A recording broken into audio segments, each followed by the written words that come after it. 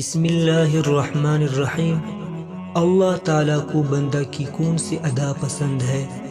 مولانا رومی رحمہ اللہ تعالی عنہ فرماتے ہیں کہ حضرت موسیٰ علیہ السلام نے اللہ تعالیٰ سے پوچھا کہ بندہ کی آپ کو کیا ادا پسند ہے کہ جس سے آپ بندے کو محبوب بنا لیتے ہیں؟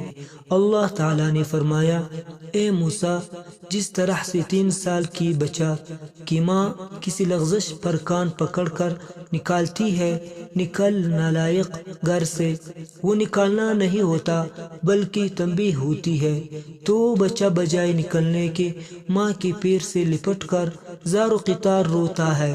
میں اپنے بندوں سے یہی تعلق پسند کرتا ہوں کہ اگر شیطان اسے کوئی خطا کرا دے تو یہ رو رو کر اللہ کو منا لے، گناہوں میں غرق نہ ہو، بے حس اور بغیرت بن نہ جائے کہ گناہوں میں پڑا ہوا ہے اور احساس بھی نہیں ہے، ایسا نہ ہو۔